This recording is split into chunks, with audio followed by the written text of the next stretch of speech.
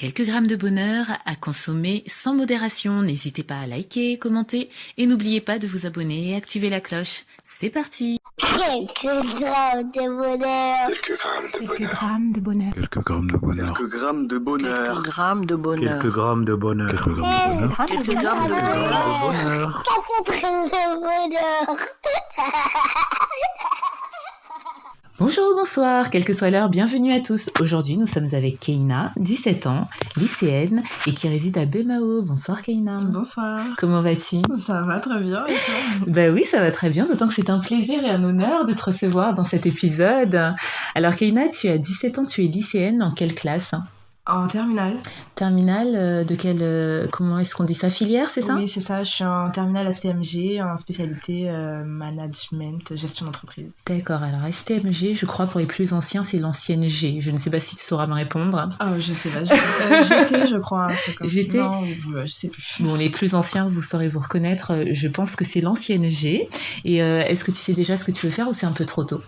Alors, j'aimerais étudier dans le commerce et donc le marketing et la communication dans la mode et le luxe. Donc, vraiment me spécialiser dans la mode. Là, je suis dans le marketing et la gestion d'entreprise. Et maintenant, et ensuite, après le bac, j'aimerais me spécialiser dans la mode.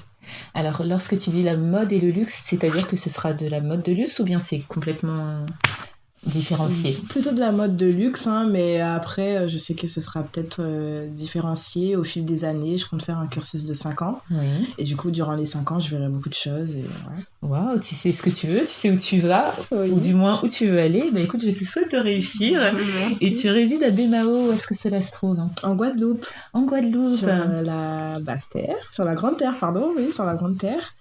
Et ouais, bah, c'est une ville plutôt commerciale, au milieu de tout. C'est vraiment le milieu, le point du milieu vraiment de la Guadeloupe. Oui. Et voilà, c'est super beau. Et voilà. Oh, on sent que tu aimes ton île. Oui.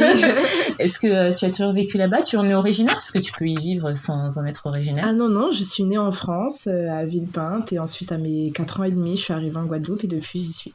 Donc, tu y vis avec ta famille ? Parce que tu es un peu jeune peut-être pour vivre seule. Non, je vis pas seule. Je vis avec ma mère et mes 2 petites sœurs. J'en ai une grande qui vit en France. Oui. Pour ses études et j'ai d'autres petits frères et sœurs du côté papa. D'accord, donc tes parents sont séparés, c'est ce qu'on comprend. Malheureusement, c'est ce qui arrive, mais Oui. heureusement, on arrive à vivre, on l'a vu dans d'autres épisodes avec des familles recomposées. J'espère que c'est ton cas. Oui, bien sûr. Et qu'est-ce que tu aimes à part ça dans la vie, hein, hormis l'école ? Hormis l'école, donc oui, je tiens à préciser que j'aime l'école quand même. Et ma passion première, c'est la danse. Je danse depuis que je marche, depuis toute petite. Ma mère me rappelle des anecdotes de moi, petite, qui commence à peine à marcher et qui danse déjà. Oui. Et voilà, la musique, le chant aussi, depuis quelques années. Depuis mon arrivée en Guadeloupe, parce qu'on a été dans une chorale avec ma maman. Ça a été notre première activité partagée à 2, mère-fille.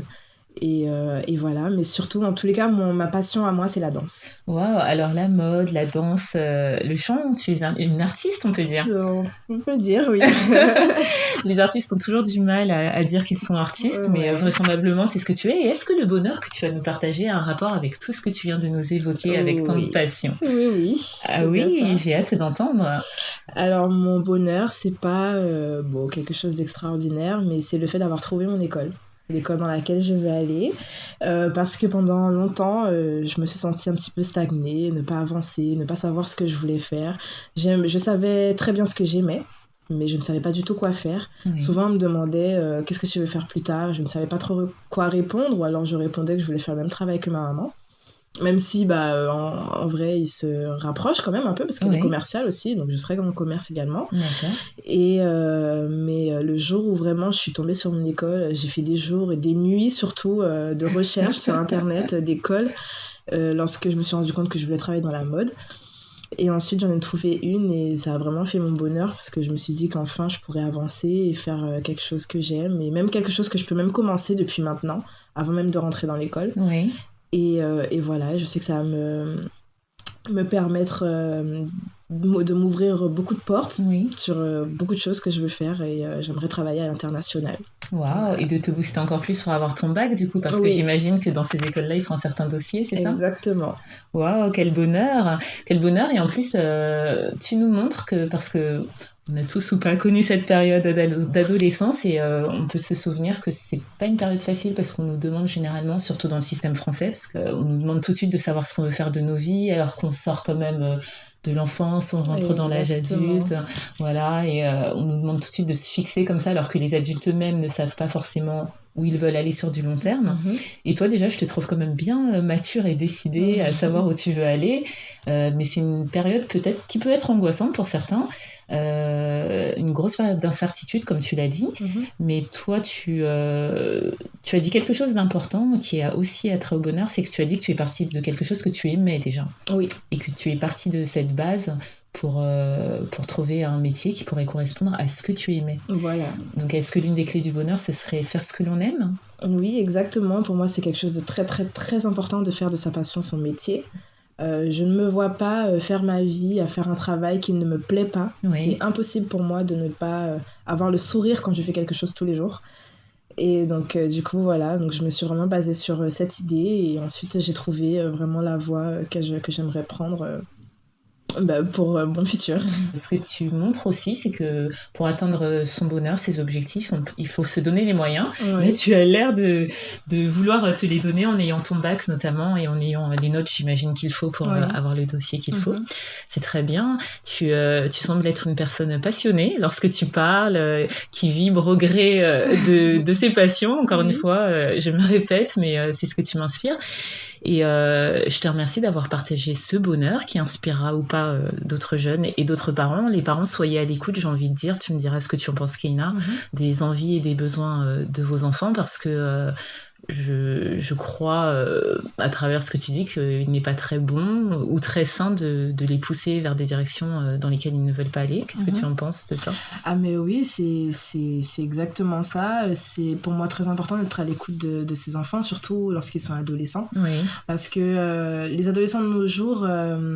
moi, la première, on va toujours dire que voilà, qu'on sait faire nos affaires seuls, qu'on peut être indépendant, etc. Mais c'est très, très, très important pour nous, dans le fond, d'avoir le soutien de nos parents. Oui. Ne serait-ce qu'au loin, voilà, mais juste le fait de ressentir ce soutien qu'on a de nos parents, qu'il soit émotionnel, sentimental ou matériel, ou, etc.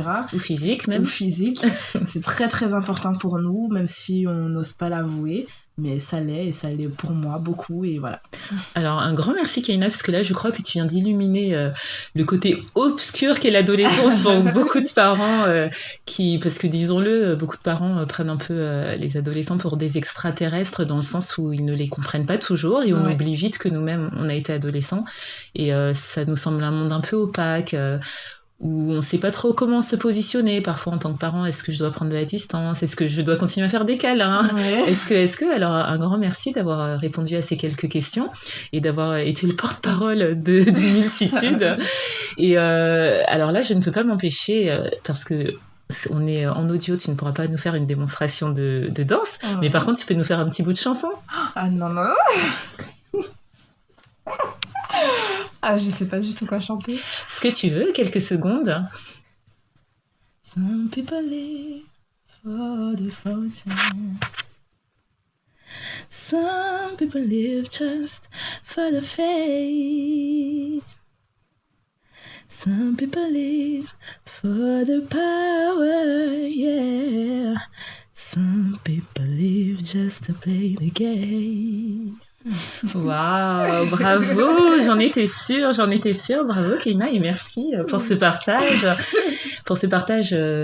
en chant, mais surtout pour le partage de ton bonheur, pour le partage des émotions que tu portes et que d'autres peuvent porter, pour ces éclairages. En tout cas, je te souhaite de réussir, d'atteindre tes buts, tes objectifs. Merci. Je te souhaite de prendre un grand soin de toi, un grand soin de tes rêves, parce que c'est important de rêver, c'est ce que tu nous montres aussi. Ouais. Et j'espère que si tu as notre bonheur à nous conter, tu n'hésiteras pas à revenir. Il n'y a pas de souci. Merci beaucoup. Merci à toi. Je te dis à très vite. Ok, à bientôt. Et n'oubliez pas, vous autres, le bonheur aussi léger soit-il n'est jamais loin. Alors sachez le voir, vous en saisir et l'apprécier. À bientôt. Quelques grammes de bonheur. Quelques grammes de bonheur. Quelques grammes de bonheur. Quelques grammes de bonheur. Quelques grammes de bonheur. Quelques grammes de bonheur. Quelques grammes de bonheur. Quelques Quelques grammes de bonheur. Quelques grammes de bonheur.